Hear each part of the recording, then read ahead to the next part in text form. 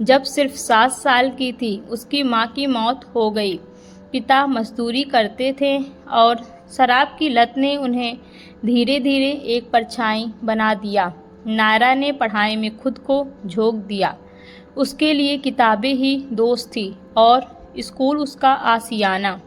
एक दिन स्कूल में एक स्पीच प्रतियोगिता हुई। नायरा ने मेरी माँ विषय पर भाषण दिया। उसकी आवाज़ काँप रही थी पर हर शब्द लोगों के दिलों में उतर गया। उस दिन पहली बार गांव के मास्टर जी की आंखें नम हुई। उन्होंने ठान लिया इस लड़की को पढ़ाना है। स्कॉलरशिप से नायरा को देहरादून के एक अच्छे स्कूल में दाखिला मिला, लेकिन शहर की चकाचौंध और गांव की मासूमियत में बड़ा फ़र्क था। लोग कपड़े से, भाषा से, स्टाइल से पहचानते थे। नायरा बहुत बार उपेक्षा की शिकार हुई, लेकिन उसने हार नहीं मानी।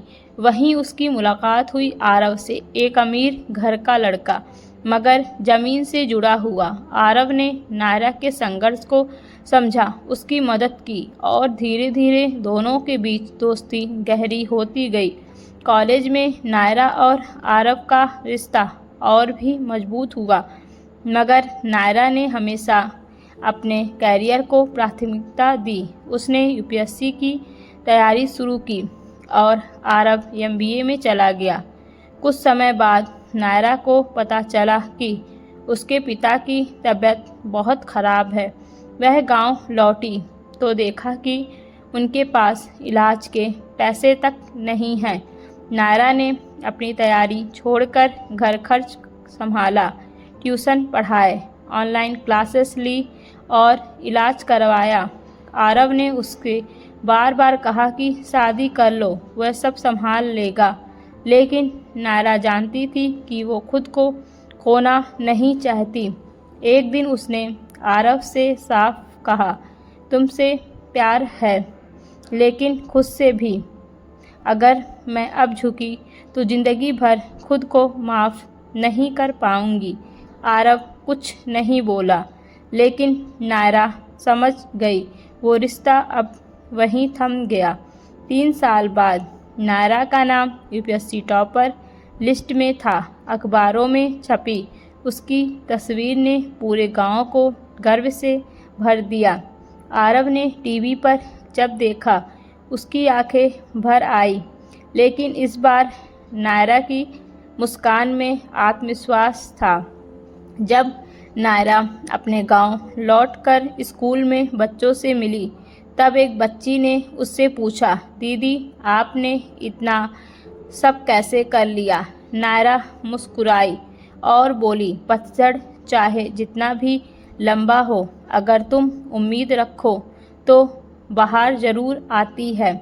नायरा आईएएस बनकर गांव लौटी। उसने सबसे पहले वहां एक महिला प्रशिक्षण केंद्र खुलवाया, जहां लड़कियां आत्मनिर्भर बन सकें। बिल्कुल समय बीत चुका था।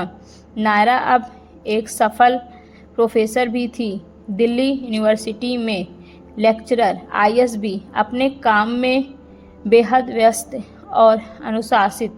वो पुराने किस्सों को अपनी डायरी में बंद कर चुकी थी। खासकर आरव का जिक्र तो अब बस धुंधली याद बन सा गया था, लेकिन ज़िंदगी को कब क्या मोड़ लेना हो कौन जानता है। एक शाम नायरा को अचानक अपने गृहनगर पटना जाना पड़ा। ट्रेन का रिजर्वेशन लास्ट मिनट में हुआ और सीट मिली आखिरी डिब्बे में। वो थोड़ी चिढ़ी हुई थी, क्योंकि एसी सेकंड क्लास की वो बोगी पुरानी और शोरगुल वाली थी। जब वो अपनी सीट पर पहुंची तो सामने एक शख्स पहले से बैठा था, किताब पढ़ते हुए। माफ़ कीजिए, ये मेरी सीट है, नायरा बोली। उसने नज़रें उठाई और वक्त वहीं थम गया। आरव उसे भी कुछ क्षण लगे पहचानने में। फिर हल्की सी मुस्कान के साथ उसने कहा, शायद सीटें तय नहीं होती, लेकिन मुलाकातें तय होती है। ट्रेन चल पड़ी। बाहर रात गहराने लगी और भीतर दिलों में पुराने पन्ने खुलने लगे। पहले कुछ अजीब सा खामोश माहौल रहा, फिर एक कॉफ़ी वाले ने आकर माहौल हल्का कर दिया। आरव बोला, पता है मैंने तुम्हें आखिरी बार स्टेशन पर जाते हुए देखा था, लेकिन पास नहीं आ पाया। सोचा क्या कहूँगा। नायरा ने हंसते हुए कहा, और अब क्या कहोगे? कि अब शायद कह दूँ जो तब कह नहीं पाया। धीरे धीरे बातचीत गहराने लगी। पुराने कॉलेज के किस्से, लाइब्रेरी की मुलाकातें और वो अधूरा इकरार। नायरा, आरव ने धीमे से कहा, तुम्हारे जाने के बाद बहुत कुछ बदला, लेकिन मेरा तुम्हारे चाहना नहीं। नायरा चौंकी, फिर खिड़की की ओर देखते हुए बोली, मैंने खुद को बहुत संभाल लिया था, लेकिन आज तुम्हें देखकर वो सब कुछ फिर से बहक रहा है। ट्रेन बीच रास्ते एक अनजान स्टेशन पर रुकी। ठंडी हवा और रात का सन्नाटा, और उस बीच नायरा और आरव डिब्बे के दरवाजे पर खड़े थे। अगर ये ट्रेन हमारी किस्मत है, आरव बोला, तो क्या तुम चाहोगी कि ये सफ़र थोड़ा लंबा चले? नायरा ने उसका हाथ थामते हुए कहा, लेकिन इस बार मैं उतरूंगी नहीं, साथ चलूंगी। वही डिब्बा, लेकिन अब साथ। सुबह पटना स्टेशन आया। नायरा और आरव साथ उतरे, लेकिन इस बार अकेले नहीं। उनके बीच प्यार था, समझदारी थी, और अधूरी कहानी को मुकम्मल करने की चाह भी।